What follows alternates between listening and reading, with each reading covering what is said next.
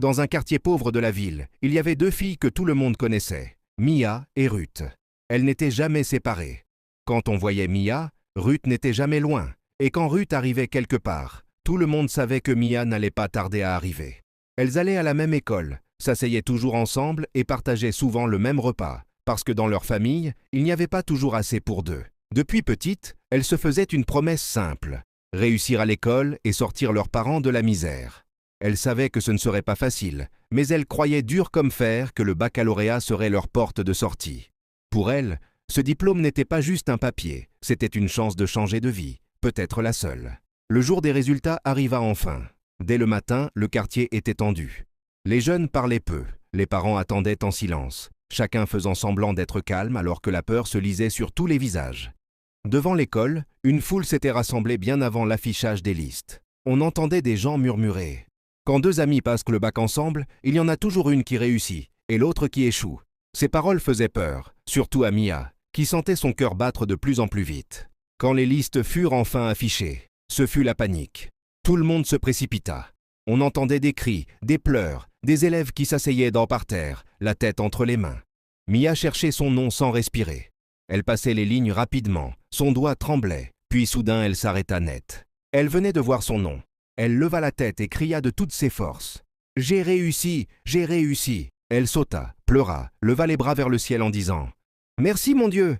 Mais presque aussitôt, son sourire se figea. Elle se retourna brusquement et chercha Ruth du regard. Ruth était toujours devant le tableau. Elle n'avait encore rien dit. Elle lisait, relisait, murmurant presque « Attends, attends !» Les secondes semblaient interminables. Mia avait le cœur serré. Puis soudain, Ruth s'arrêta. Elle fixa le tableau, posa sa main sur sa bouche, comme si elle n'osait pas y croire, puis cria à son tour « Je viens de voir mon nom, j'ai réussi moi aussi !» Elle éclata en larmes. Mia courut vers elle. Les deux amies se jetèrent dans les bras l'une de l'autre, pleurant, riant, se répétant sans cesse « On a réussi toutes les deux !» Ce jour-là, aucune n'avait été laissée derrière. La nouvelle arriva vite dans le quartier. Les parents sortirent des maisons en criant « Elles ont réussi! Elles ont réussi !» Les mamans lancèrent du foufou sur leur tête. Les papas jetèrent de la poudre blanche en remerciant Dieu. Le quartier entier vibrait de joie. On applaudissait, on chantait, on disait « Ces filles vont aller loin !» Ce jour-là, Mia et Ruth se sentaient invincibles. Elles avaient l'impression que la vie venait enfin de leur ouvrir la porte qu'elles attendaient depuis toujours. Mais ce qu'elles ne savaient pas encore, c'est que cette réussite, vécue ensemble, allait bientôt les séparer. Ce jour de fête était aussi le dernier jour où leur chemin allait avancer côte à côte, sans mensonge, sans argent et sans danger. Quelques jours après la fête du baccalauréat, les parents de Ruth la firent asseoir dans le salon. L'ambiance était sérieuse. Son père la regarda longuement avant de parler, comme s'il annonçait quelque chose de très important. « Ta tante Patricia, tu la connais, c'est une femme très riche. Elle veut que tu partes continuer tes études à Dubaï. » Ruth resta silencieuse une seconde. Puis elle ouvrit grand les yeux. « Dubaï, moi ?» Sa mère souriait déjà. Son père hocha la tête. « Oui, là-bas, tout est différent. Tu auras une autre vie. » Ruth n'en croyait pas ses oreilles. Dubaï, le luxe, les grandes tours, une vie loin de la galère. Le lendemain matin, elle courut chez Mia. Elle n'arrivait même pas à garder ça pour elle. « Mia, assieds-toi, j'ai quelque chose à te dire. » Mia la regarda, inquiète. « Quoi ?» Ruth prit une grande respiration et lâcha. « Dans 2 semaines, je pars à Dubaï. » Mia resta figée. Elle sourit, mais son cœur se serra. « Dubaï? Sérieux? » ?»« Oui, ma tante m'envoie continuer les études là-bas. » Mia essaya d'être forte. Elle prit son amie dans les bras. « Je suis fière de toi, vraiment. » Mais quand Ruth tourna le dos, Mia sentit ses yeux brûler. Elle savait que quelque chose venait de changer entre elles. Ce n'était plus juste un voyage. C'était un autre monde. Les jours passèrent vite, trop vite. Puis arriva le jour du départ. Tout le quartier accompagna Ruth. Des conseils, des bénédictions, des « n'oublie pas d'où tu viens ». Mia resta debout, regardant la voiture s'éloigner. Elle leva la main pour dire au revoir, mais au fond d'elle, elle sentait un vide étrange. Pour la première fois de sa vie, elle rentra seule à la maison. Chez Mia, l'ambiance était différente, beaucoup plus silencieuse. Un soir, elle s'assit avec ses parents. Elle hésita, puis posa la question qui la rongeait depuis longtemps. « Papa? Maman? Vous vous souvenez quand vous disiez que dès que j'aurai le bac, j'irai en France ?» Ses parents se regardèrent. Ils ne répondirent pas tout de suite. Sa mère soupira. « Ma fille, les choses sont compliquées. » Son père baissa les yeux. « La France coûte cher, très cher. On verra plus tard. » Mia comprit immédiatement. Il n'y aurait pas de France. Pas maintenant. Peut-être jamais. Les jours suivants, la réalité la frappa de plein fouet. À la maison, il manquait toujours quelque chose. Parfois le riz, parfois l'huile, parfois les deux. Mia voyait sa mère compter l'argent avant d'aller au marché. Elle entendait les soupirs. Elle voyait les sacrifices. Un matin, elle se regarda dans le miroir et murmura « Je vais rester ici, encore très longtemps ». Pendant que Ruth découvrait Dubaï, Mia comprenait qu'elle resterait en Afrique pendant plusieurs années. Pas par choix, mais parce qu'elle n'avait pas d'autre option. Elle s'inscrivit à l'université publique. Des salles pleines à craquer. La chaleur, la fatigue, les journées interminables.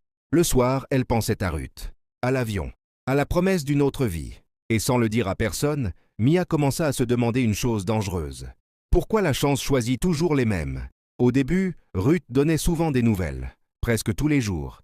Elle envoyait des photos, des vidéos, des messages vocaux pleins d'excitation. On la voyait devant de grands immeubles, dans des voitures de luxe, sourire aux lèvres. Elle filmait les salles de classe climatisées, propres, calmes, avec peu d'étudiants. On sentait dans sa voix qu'elle découvrait un autre monde. Mia regardait tout ça depuis son petit téléphone, assise sur son lit, dans une chambre chaude et étroite. Elle souriait pour son amie, vraiment. Elle était contente de la voir heureuse. Mais au fond d'elle, quelque chose la piquait. Pas de la jalousie encore, plutôt une douleur silencieuse. De son côté, la réalité de Mia était dure, très dure. Elle entra à l'université publique de la ville. Chaque matin, elle se levait à 5 heures, parfois même avant le lever du soleil, juste pour espérer trouver une place assise. Dans certaines salles prévues pour 100 étudiants, ils étaient plus de 400. Ceux qui arrivaient en retard restaient debout pendant des heures. Il faisait chaud, très chaud. L'air manquait. La fatigue aussi s'installait vite. Le soir, quand elle rentrait à la maison, épuisée, elle prenait son téléphone et appelait Ruth.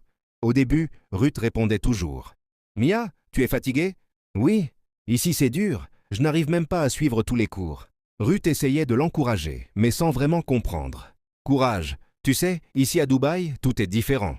Les salles sont climatisées, les profs expliquent de bien, on se sent respecté. » Mia disait juste « Tant mieux pour toi. » Mais après avoir raccroché, elle restait longtemps silencieuse, le regard perdu. Elle se demandait pourquoi la vie était si généreuse avec certains et si dure avec d'autres. Avec le temps, les messages commencèrent à diminuer. Ruth répondait plus tard. Parfois le lendemain, parfois pas du tout. Mia envoyait un message, attendait, regardait son téléphone. Rien. Elle se disait que Ruth était sûrement occupée, qu'elle étudiait, qu'elle vivait une nouvelle vie. Une semaine passa sans nouvelles. Puis 2. Quand enfin Ruth répondait, les messages n'étaient que courts. « Désolé, j'étais occupé. » On se parle plus tard. Il n'y avait plus les longues discussions, plus les rires, plus les confidences. Mia sentait que quelque chose s'était brisé, doucement, sans bruit. Pas une dispute, pas une colère, juste la distance. Un soir, après une journée particulièrement difficile à l'université, Mia envoya un long message à Ruth. Elle parla de la fatigue, du manque d'argent, de la pression, de sa peur d'échouer malgré le bac. Elle attendit une réponse. Longtemps, très longtemps. Le message resta vu, sans réponse. Ce soir-là, Mia posa son téléphone à côté d'elle et soupira profondément. Elle comprit alors une chose douloureuse. Elle n'avait plus la même vie. Ruth avançait dans un monde lumineux, pendant qu'elle se battait encore pour survivre. Sans le vouloir, leur chemin commençait à s'éloigner. Et sans le dire à personne, Mia sentit naître en elle un sentiment nouveau, dangereux, qu'elle n'avait jamais connu avant, le sentiment d'être restée derrière. Une année passa. Une année entière sans miracle dans la vie de Mia. Les mêmes réveils difficiles, les mêmes longues journées à l'université, les mêmes problèmes d'argent à la maison. Rien ne changeait vraiment. Parfois, il n'y avait même pas assez à manger. Certains soirs, Mia se couchait avec le ventre vide, en regardant le plafond, en se demandant quand sa vie allait enfin commencer. Ruth, elle, n'était plus là. Pas physiquement, pas dans les messages non plus. Elle ne se parlait presque plus. Pourtant, Mia la voyait quand même, tous les jours, sur Internet. Un soir, en faisant défiler son téléphone, Mia tomba sur une photo de Ruth. Elle s'arrêta net. Ruth n'était plus la même. Son teint était devenu plus clair, plus propre, comme si la vie l'avait lavé de toutes les difficultés qu'elles avaient connues ensemble. Elle portait un sac Louis Vuitton, bien visible. Sur une autre photo, c'était Chanel, puis Gucci. Des habits chers, bien ajustés, des montres brillantes, des lunettes de luxe. Et surtout, les voitures. Toujours des voitures de luxe. Des Mercedes, des Range Rover, parfois même des voitures ce que Mia ne savait pas nommer. Ruth posait devant, souriante, confiante, comme si cette vie avait toujours été la sienne. Mia regardait ses photos longtemps. Elle zoomait. Elle regardait encore. Et à chaque fois, elle se répétait la même chose pour se rassurer. C'est sûrement moins cher à Dubaï. Mais au fond d'elle, quelque chose commençait à lui faire mal.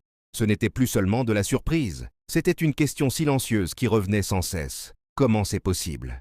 Un après-midi, en rentrant de l'université, Mia remarqua une agitation inhabituelle dans le quartier. Des camions entraient et sortaient. Des ouvriers travaillaient sans s'arrêter. Des tas de ciment, des briques, du fer. Elle ralentit le pas, intriguée. Puis elle comprit. Les parents de Ruth construisaient une maison. Pas une petite maison. Une grande maison en étage, moderne, solide, luxueuse. Mia resta figée, le sac encore sur l'épaule. Les jours passaient, et la maison montait vite, trop vite.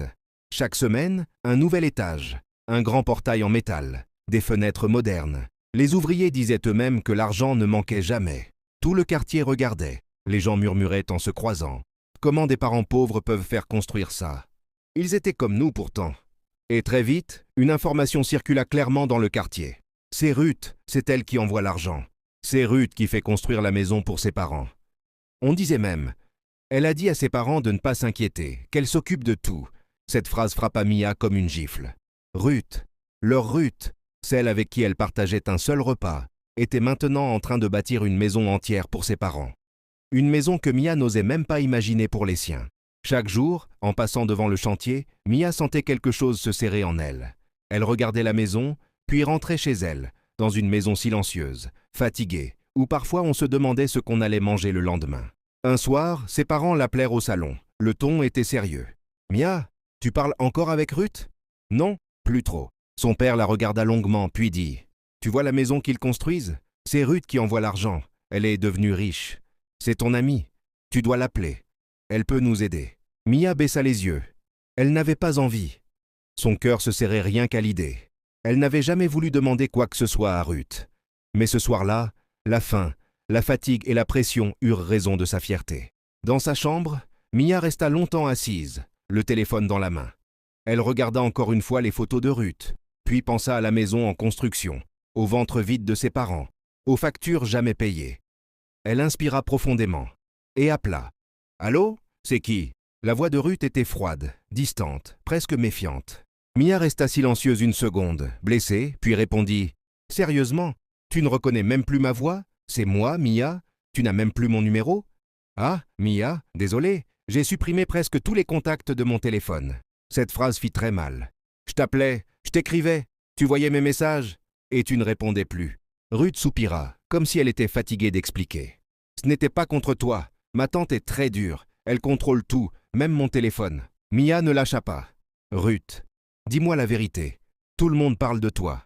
Les habits de luxe, les voitures, la maison que tu fais construire pour tes parents, d'où vient tout cet argent ?» Un silence lourd s'installa. Puis Ruth répondit enfin clairement. « Je travaille pour ma tante. C'est elle qui m'a amené à Dubaï. Je travaille pour elle, voilà pourquoi j'ai autant d'argent. Voilà pourquoi je mène la belle vie. » Mia avala sa salive. « Donc tout ce que je vois, ce n'est pas un miracle, c'est ton travail. Oui, mais ne te trompe pas. Ne regarde pas seulement le luxe. Cette vie n'est pas facile. Ce travail est très dur. » Mia s'énerva légèrement. « Peut-être, mais le résultat est là. Tes parents mangent bien. Ils dorment tranquilles. Ils ont une maison. Les miens, eux, souffrent encore. » Ruth hésita, puis parla plus sérieusement. « Mia, ce travail n'est pas fait pour tout le monde. Ce n'est pas une vie normale. » Mia sentit sa gorge se serrer, puis lâcha tout d'un coup. « Ruth, je suis fatiguée. Fatiguée de voir ma mère se priver pour nous nourrir. Fatiguée de voir mon père compter les pièces. Fatiguée de cette vie. » Ruth tenta de l'arrêter. « Tu crois être prête? Mais tu ne sais pas ce que ça coûte vraiment. » Mais Mia continua, la voix tremblante mais déterminée. « Je ne te demande pas une vie facile. Je te demande une chance. Je suis prête à travailler. Je suis prête à souffrir. Je suis prête à tout, tant que mes parents sortent de la misère. Ce que je fais, ça m'a changé, ça m'a endurci. Moi aussi, la pauvreté m'a déjà changé. » Un long silence suivit. « Mia, une fois que tu entres dans ce monde, tu ne vois plus la vie de la même façon. Moi, je n'ai déjà plus rien à voir. Regarde ma vie, je n'ai rien à perdre. » Ruth resta silencieuse encore quelques secondes, puis dit, d'une voix plus basse. « D'accord, je vais parler à ma tante, mais écoute-moi bien, ne crois pas que le luxe que tu vois est gratuit. » Mia répondit sans hésiter. « Tant que je peux sauver ma famille et changer ma vie, je suis prête. La ligne se coupa. Mia resta assise, le téléphone toujours dans la main. Sans le savoir, Mia venait de choisir un chemin où l'argent ne se gagne jamais sans prix. Quelques jours plus tard, le téléphone de Mia sonna.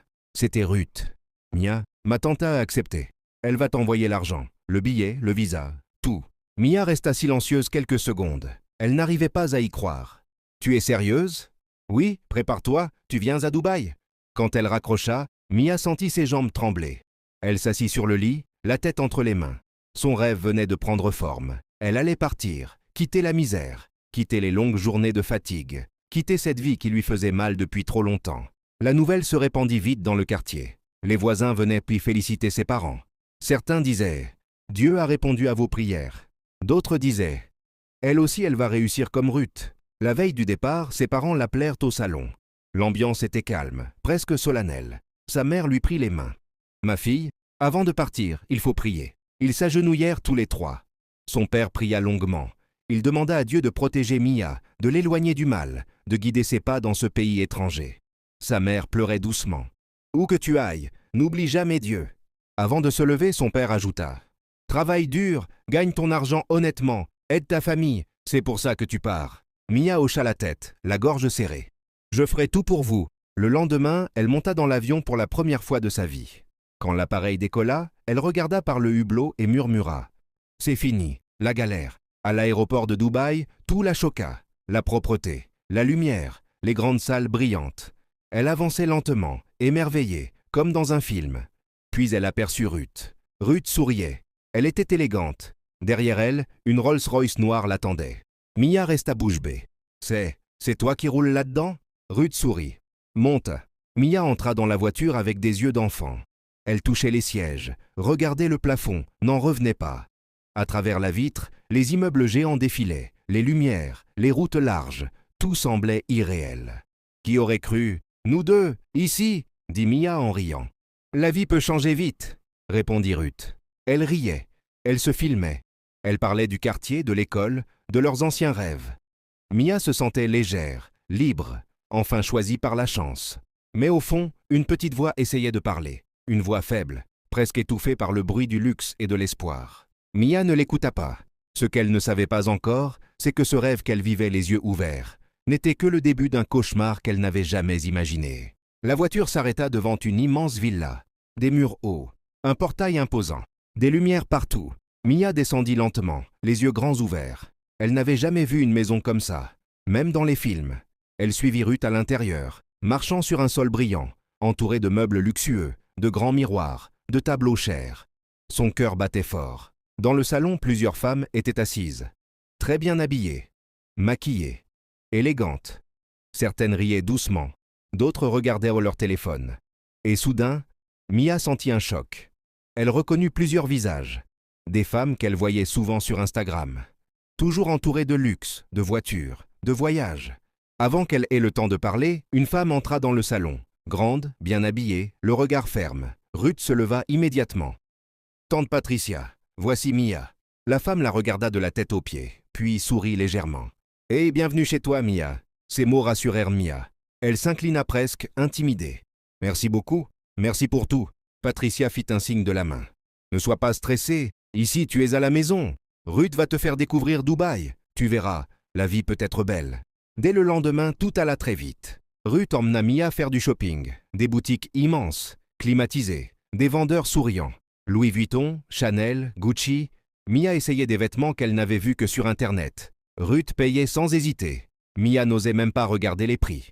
Elle mangeait dans des restaurants luxueux, avec des plats qu'elle ne savait même pas prononcer. Parfois, Mia riait toute seule en se disant que si ses parents la voyaient maintenant, ils ne la reconnaîtraient pas. Un jour, Ruth l'emmena faire un tour en hélicoptère. Quand l'appareil décolla, Mia serra le siège, émue aux larmes. Elle regardait Dubaï d'en haut, les immeubles, la mer, les routes. Elle murmura « Je n'arrive pas à croire que c'est ma vie maintenant. » Elle vivait la belle vie. Photos, vidéos, stories, tout semblait parfait. Mais petit à petit, Mia remarqua quelque chose. Ruth avait changé. Elle souriait, oui. Mais ce n'était plus le même sourire. Elle riait, mais souvent sans joie. Parfois, au milieu d'un moment de luxe, Ruth devenait silencieuse, le regard perdu. Elle regardait son téléphone sans vraiment voir l'écran. Elle soupirait souvent. Un soir, alors qu'elle rentrait à la villa, Mia finit par lui dire « Ruth, je te trouve bizarre. Tu n'es plus comme avant. Il y a un problème ?» Ruth s'arrêta un instant. Elle força un sourire. « Non, ne t'inquiète pas. » Puis, après un silence, elle ajouta « Tu sais, cette vie de luxe fatigue parfois. On croit que c'est facile, mais ce n'est pas toujours le cas. » Mia hocha la tête, sans insister. Elle se dit que c'était normal, qu'une nouvelle vie demandait des sacrifices. Elle préféra ne pas poser plus de questions. Mais au fond d'elle, un malaise commençait à naître. Car malgré tout l'or, les vêtements chers et les voitures de luxe, Mia sentait que quelque chose n'allait pas. Comme si ce paradis cachait une ombre que personne ne voulait nommer. Et sans le savoir, elle venait de poser les pieds dans un monde où le luxe n'était qu'un décor. Et où la vérité, elle, restait bien cachée. Ce soir-là, Mia était presque heureuse. Elle venait de rentrer dans sa chambre après une longue journée de luxe. Elle repensait au shopping, au restaurant, au rire. Elle se disait que demain, enfin, elle allait commencer à travailler, gagner son argent, aider ses parents, donner un sens à tout ça. Quand une femme frappa à la porte, Mia se leva rapidement. « La tante Patricia te demande au salon ?» Mia inspira profondément. « Ça y est, » pensa-t-elle. « Le travail commence. » Dans le salon, Patricia était assise calmement, élégante, froide. Elle regardait Mia comme on regarde un dossier déjà réglé. « Assieds-toi, » dit-elle. Mia s'assit, droite, respectueuse. « Ruth m'a parlé de toi, » continua Patricia. « Elle dit que tu es courageuse, que tu veux travailler dur. » Les yeux de Mia brillèrent. « Oui, madame, je suis prête. Je suis venue pour ça. Je veux travailler dur, gagner honnêtement mon argent et aider ma famille. » Patricia esquissa un léger sourire. « Très bien, alors je vais être claire. » Elle marqua une pause, puis lâcha, sans émotion. « Ton travail, c'est de passer la nuit avec des hommes riches. » Le temps s'arrêta. Mia cligna des yeux. « Pardon ? Tu iras avec des hommes. Ils paieront. Tu prendras une part. Moi aussi. » Mia se leva d'un coup, le cœur affolé. « Oh non, non, ce n'est pas possible. Il doit y avoir une erreur. »« Il n'y a aucune erreur, » répondit Patricia calmement. La voix de Mia tremblait. « Je prie Dieu. Je ne suis pas ce genre de femme. Je suis venue pour travailler honnêtement. » Patricia la regarda sans cligner des yeux, puis répondit d'un ton glacé. « Ici, on ne prie pas. Ici, on rembourse ou on travaille. »« Rembourser quoi ?» demanda Mia paniquée. « Le billet, le visa, les vêtements, la nourriture, le logement, tout ce que j'ai payé pour toi. » Mia sentit ses jambes faiblir. « Mais, je n'ai pas cet argent. » Patricia se leva lentement, s'approcha d'elle et dit une phrase qui glaça le sang de Mia. « Alors tu travailles, ou tu ne pars jamais d'ici. » Mia recula, les larmes aux yeux. « Vous n'avez pas le droit. » Patricia claqua des doigts. 2 hommes apparurent. Ils prirent le téléphone de Mia, puis son passeport. « À partir de maintenant, ça m'appartient, » dit Patricia. « Sans ça, tu ne vas nulle part. » Mia monta dans sa chambre en tremblant. Elle pleura longtemps. Pas de bruit, juste des larmes. Elle comprenait enfin que ce n'était pas une opportunité. C'était un piège. Plus tard dans la nuit, la porte s'ouvrit doucement. Ruth entra. Mia se leva d'un bond. « Pourquoi tu ne m'as rien dit ?» cria-t-elle. « Pourquoi tu m'as laissé venir ici ?» Ruth ferma la porte derrière elle, les yeux rouges. « Parce que je n'ai pas pu. »« Tu mens, imbécile !» Ruth secoua la tête. « Quand je suis arrivée, moi aussi j'ai refusé, comme toi. » Mia se figea. « Quoi ?» Elle m'a confisqué mon téléphone, mon passeport. Je ne pouvais parler à personne. Je ne pouvais pas partir. La voix de Ruth tremblait. Elle surveille tout, les appels, les messages. Si je dis un mauvais mot, elle me punit. Mia murmura. Donc, quand je t'appelais, je ne pouvais pas répondre. Et quand je répondais, je devais faire attention à chaque mot. Mia s'assit sur le lit, brisée. Je croyais venir travailler. Ruth répondit doucement. Ici, le luxe est une façade. Derrière, il y a la peur. Un silence lourd s'installa. Mia comprit alors une vérité terrible. Ruth n'était pas seulement celle qui l'avait amenée ici. Ruth était elle aussi prisonnière. Sans téléphone, sans passeport, sans choix. Le rêve venait de mourir. Et à sa place, venait de naître une prison dorée dont Mia ne voyait pas encore la sortie. Ce matin-là, Mia était assise sur son lit, perdue dans ses pensées, quand la porte s'ouvrit doucement. Patricia entra, accompagnée de 2 gardes. Dans sa main, il y avait un téléphone. « Tes parents t'ont appelé », dit-elle calmement en tendant l'appareil. « Rappelle-les. Dis-leur que tu vas bien. Ça ne sert à rien de les inquiéter. S'ils s'inquiètent, ils ne pourront rien faire pour toi. » Mia hésita. Son cœur battait fort. Mais l'idée d'entendre la voix de sa mère était trop forte. Elle prit le téléphone et appela. « Allô, maman ?» À l'autre bout, la voix tremblante de sa mère répondit. « Ma fille, tu vas bien ?» Mia ferma les yeux.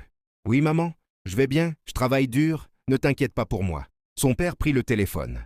Courage, ma fille, travaille, Dieu est avec toi. Oui, papa, je vous aime. Elle raccrocha. Le téléphone lui fut repris aussitôt. Patricia sourit légèrement. Tu vois, tout va bien. Puis, changeant de ton, elle ajouta. Au fait, je suis désolée si je t'ai brusqué l'autre jour. Je ne voulais pas te forcer. Les débuts, ils sont toujours difficiles. Mia, encore fragile, hocha la tête. D'accord. Patricia s'approcha d'une petite table, prit un verre de jus et le tendit à Mia. Tiens, on recommence sur de bonnes bases, à notre entente. Mia regarda le verre. Elle hésita. 1 seconde, 2 secondes, puis, fatiguée, confuse, elle but. Quelques minutes plus tard, tout se mit à tourner. Le vertige, les jambes molles, la vue floue. Je ne me sens pas bien. Puis le noir. Quand Mia ouvrit les yeux, le silence était lourd. La lumière de la chambre lui faisait mal. Son corps aussi. Surtout le bas de son corps. Une douleur profonde, violente, qu'elle n'avait jamais ressentie. Elle tenta de bouger et gémit. Sur la table, juste en face du lit, il y avait 3 grosses enveloppes, pleines d'argent. À cet instant, la porte s'ouvrit. Patricia entra, calme, comme si de rien n'était. « Ah, tu es enfin réveillée ?» La voix de Mia tremblait. « Qu'est-ce que vous m'avez fait ?» Patricia répondit sans émotion. « Tu as dormi 3 jours. J'ai juste récupéré mon argent. » Mia mit une main sur sa bouche, horrifiée. « 3 jours ?» Puis elle comprit. « Vous m'avez fait passer la nuit avec des hommes pendant que je dormais ?» Elle cria. « C'est un crime, je vais porter plainte. » Patricia éclata de rire. « Porter plainte où ?» Elle sortit son téléphone et ajouta, glacial. « Si tu ouvres la bouche, je publie toutes les vidéos que j'ai filmées. Ton quartier, ton église, tes parents, tout le monde verra, et tout le monde dira que tu étais d'accord. » Mia resta figée, ses mains tremblaient. « Vous êtes un démon, » murmura-t-elle. Patricia sourit. « Non, je suis une femme d'affaires. » Elle fit signe aux 2 gardes. « Repose-toi, tu as du travail maintenant. » La porte se referma. Mia éclata en sanglots. Elle pleurait sans bruit, comme quelqu'un qui n'a plus la force de crier. Elle pensa à ses parents, à leurs prières, à leur confiance, à leur ignorance. Elle se leva, tenta d'ouvrir la porte, fermée. La fenêtre, trop haute. Elle regarda autour d'elle. Elle était seule, sans téléphone, sans passeport, dans une ville qu'elle ne connaissait même pas. Dubaï brillait dehors. Mais pour Mia, l'enfer venait de commencer. Après cette nuit-là, Mia disparut du monde. La porte de sa chambre fut fermée à clé. Les rideaux tirés, le silence total. Le premier jour, elle frappa à la porte. Personne ne répondit. Le 2e jour, sa gorge brûlait déjà. Elle n'avait pas bu une seule goutte d'eau. Le 3e jour, ses forces commencèrent à l'abandonner. Elle restait allongée sur le sol, incapable de se lever, parlant toute seule à voix basse. « Seigneur, tu sais que je n'ai pas voulu ça ?» Ses lèvres étaient sèches. Son corps tremblait. Elle n'avait même plus de larmes pour pleurer. La mort commençait à lui paraître proche, presque douce, tellement la douleur était forte. Le 4e jour, alors qu'elle était à moitié inconsciente, un bruit se fit entendre. La clé tourna. La porte s'ouvrit lentement. C'était Ruth. Dès qu'elle vit Mia, elle éclata en sanglots. « Mia, oh mon Dieu, regarde-toi !» Ruth s'agenouilla près d'elle, la voix cassée. « S'il te plaît, Mia, accepte. Ça me fait trop mal de te voir souffrir comme ça. S'il te plaît... » Mia ouvrit les yeux avec difficulté. Sa voix était presque inaudible. « Je n'abandonne pas !» Elle prit une longue respiration. « Si elle veut encore me piéger avec un jus, qu'elle le fasse. Au moins, Dieu saura que je n'ai jamais voulu ça. Mais moi, je refuse de le faire avec mon consentement. » Ruth pleurait sans pouvoir s'arrêter. « Mia, écoute-moi, accepte juste pour survivre, juste ça. Quand tu auras une occasion, tu pourras fuir. » Mia ferma les yeux. « Fuir? Où ?» Ruth répondit doucement. « On ne sait pas encore, mais mourir ici ne va sauver personne. » Elle marqua une pause, puis ajouta, la voix tremblante. « Toutes celles que tu vois assises au salon, toutes, sont passées par là. Moi aussi, on souffre toutes, mais on est encore en vie. » Un long silence suivit. Puis Mia murmura brisée. « D'accord. » Ruth posa sa main sur la sienne. « Merci de ne pas mourir ici. » Quelques minutes plus tard, la porte s'ouvrit à nouveau. Les gardes entrèrent. Ils aidèrent pauvre Mia à se lever. Ses jambes ne tenaient presque plus. On l'amena dans le salon. Une table était dressée. De l'eau, du riz, de la nourriture chaude. Mia se jeta dessus. Elle mangeait sans lever la tête, comme quelqu'un qui revenait de la mort. Chaque bouchée lui donnait un peu de force, mais lui rappelait aussi le prix à payer. Patricia entra alors, calme, élégante, comme si tout était normal. Elle observa Mia quelques secondes, puis dit froidement « Tu as pris une sage décision. Mia leva les yeux vers elle. Elle ne répondit pas. À cet instant précis, quelque chose venait de se briser en elle. Pas son corps, pas encore, mais son innocence. Elle n'avait pas accepté par choix. Elle avait accepté pour survivre. Et désormais, chaque jour serait une attente silencieuse, en espérant une seule chose, une occasion de fuir. Le lendemain matin, Mia resta longtemps assise sur son lit, les yeux fixés sur les enveloppes posées sur la table. De grosses enveloppes, remplies d'argent. Ses mains tremblaient quand elle les ouvrit. Elle n'avait jamais vu autant d'argent de toute sa vie. Elle pensa immédiatement à ses parents, à la maison vide, au sacrifice. Sans réfléchir plus longtemps, elle prit son téléphone, fit le transfert et envoya tout l'argent à sa famille. Quelques minutes plus tard, le téléphone vibra. « Ma fille !» cria sa mère au téléphone. « On a reçu l'argent, que Dieu te bénisse. » Son père prit la parole à son tour. « Tu travailles bien, Mia. Continue, Dieu va t'élever. » Mia ferma les yeux. Dans le quartier, la nouvelle se répandit comme un feu. On disait maintenant, même Mia est devenue riche à Dubaï. Des parents parlaient entre eux. Certaines mères disaient à leurs filles, « Trouve un moyen de contacter Mia, elle peut t'aider. » Personne ne savait. Personne n'imaginait le prix de cet argent. Pendant que le quartier célébrait, Mia, elle, entrait dans la vie qu'elle avait juré de ne jamais vivre. Un soir, Patricia la fit appeler. « Prépare-toi, tu vas voir un homme. » On la maquilla, on la coiffa. On lui mit une robe chère. Mia se regarda dans le miroir sans se reconnaître. On la conduisit chez un homme riche, dans une chambre immense. Quand la porte se referma, Mia sentit ses jambes faiblir. Elle s'assit sur le bord du lit et éclata en sanglots. « Je ne voulais pas être ici, » dit-elle d'une voix brisée. « On m'oblige. » L'homme la regarda longuement, puis il soupira. « D'accord, je ne vais pas te toucher. On va faire semblant. » Mia leva les yeux, choquée. « Vraiment ? Oui, tu peux rester là. » Mia pleura encore. « Merci, merci. » Le lendemain, quand elle rentra à la villa, Patricia l'attendait déjà. Son visage était fermé. « Tu m'as fait fuir un client très important, » dit-elle froidement. « Tu croyais qu'il allait garder le secret ?» Mia tenta de parler, mais Patricia la coupa. « Tu es punie. » La porte de la chambre se referma sur elle. Encore. Un jour passa, puis 2, puis 3. Sans manger, sans boire. Le 4e jour, Ruth entra en cachette, un verre d'eau et un peu de nourriture dans les mains. « Mia, s'il te plaît, fais juste ce qu'on te demande. » murmura-t-elle en pleurant. « Sinon tu vas mourir ici. » Patricia n'a aucune patience. Mia buvait lentement, trop faible pour répondre. « Je ne voulais pas, » murmura-t-elle. « Je sais, mais reste en vie. » Mia hocha la tête. « D'accord. » Pour se rattraper, Patricia donna un nouvel ordre. « Cette fois, tu iras voir 2 hommes, en une seule nuit. » Mia comprit qu'elle n'avait plus le choix. Cette nuit-là fut la pire de sa vie. Quand elle revint, elle ne parla pas. Elle ne pleura même plus. Le lendemain matin, 2 nouvelles enveloppes l'attendaient. Patricia lui donna une petite part, garda le reste. « C'est comme ça que ça marche, » dit-elle. Et ça continuera. Et ça continua, nuit après nuit, argent après argent, honte après honte. À chaque transfert d'argent, ses parents remerciaient Dieu. À chaque sourire au quartier, Mia mourait un peu plus à l'intérieur. Elle avait réussi à sauver sa famille, mais elle était en train de se perdre elle-même. Après quelques mois dans cette vie, Mia ne se reconnaissait plus. Sur Internet, elle était devenue une autre personne, une influenceuse enviée, toujours bien habillée, toujours dans des endroits luxueux, hôtel 5 étoiles, piscine à débordement, restaurant chic. Sur ses photos, elle souriait, elle brillait, elle donnait l'impression d'une réussite parfaite. Dans son quartier, au pays, les gens parlaient d'elle avec admiration. Mia a réussi. Dubaï l'a changée. Regardez comme elle vit bien. Personne ne savait. Dans la vraie vie, chaque soir, Patricia lui donnait une adresse, un hôtel, un appartement, un nom. Mia obéissait. Puis, en rentrant à la villa, elle s'enfermait dans sa chambre, tombait à genoux et pleurait. « Mon Dieu, pourquoi m'as-tu abandonnée » murmurait-elle. « Tout le monde croit que je vis bien, mais je souffre. Je me vide de l'intérieur. » Elle priait longtemps, très longtemps, parfois jusqu'à s'endormir par fatigue, les larmes encore sur le visage. Une nuit, quelque chose changea. Mia rêva.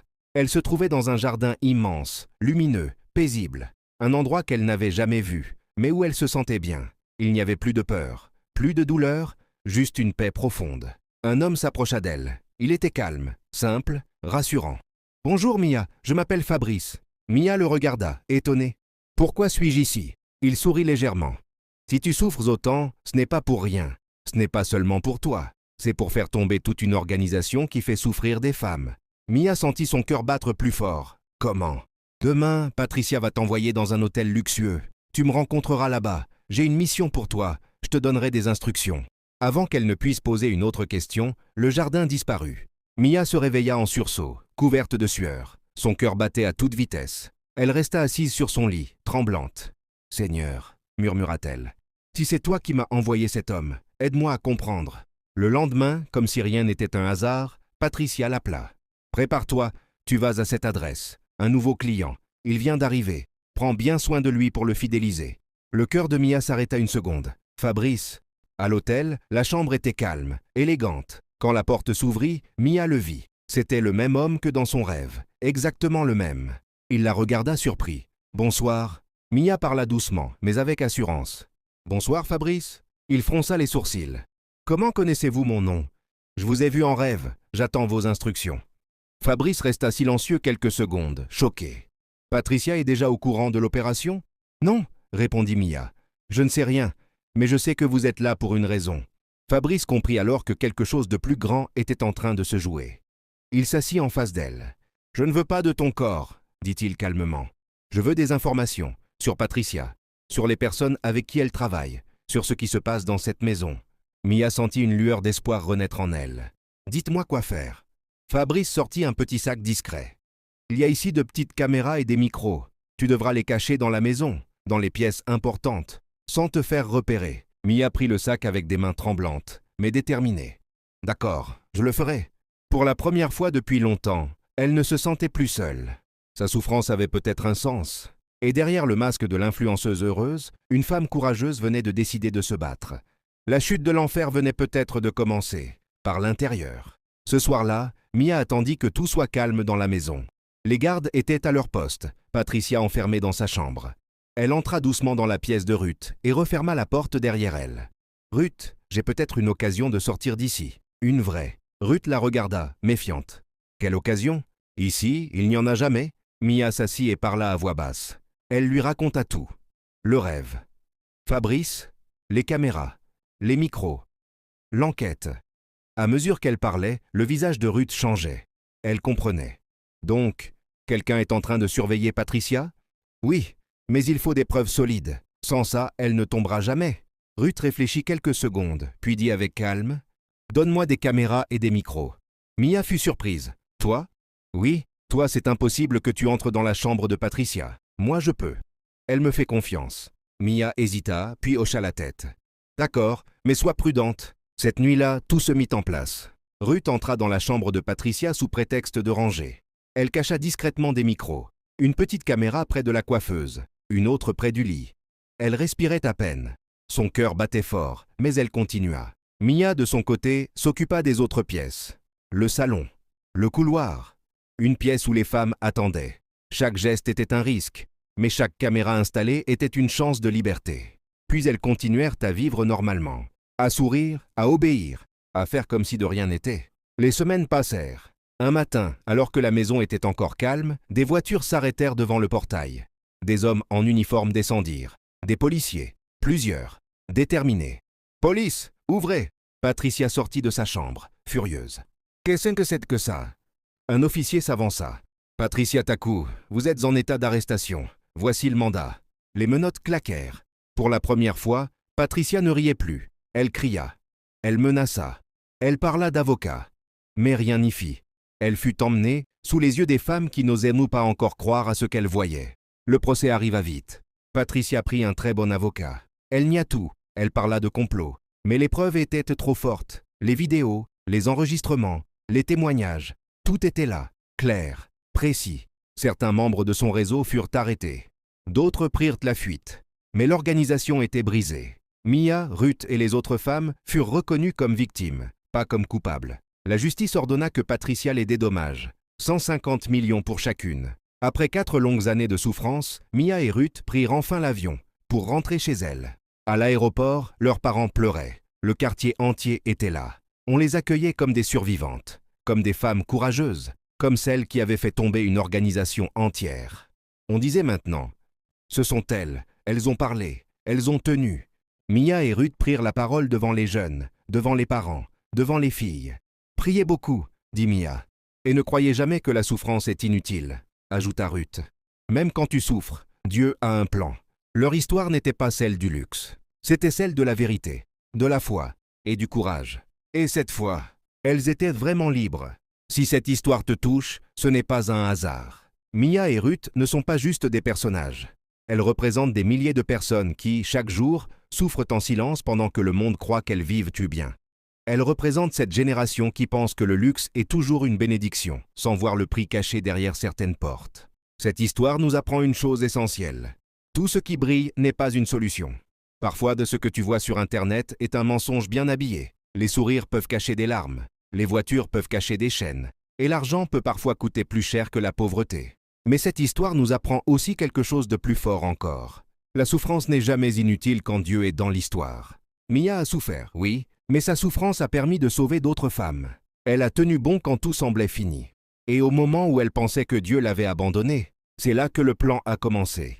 Si toi aussi tu souffres aujourd'hui, si tu te demandes pourquoi la vie est si dure, si tu as l'impression que tout le monde avance sauf toi, n'abandonne pas. Tu ne vois peut-être pas encore le sens, mais Dieu voit déjà la fin. Avant de partir, prends une seconde pour agir. Abonne-toi à la chaîne pour ne pas rater les prochaines histoires vraies et puissantes. Partage cette vidéo avec quelqu'un qui a besoin d'espoir aujourd'hui.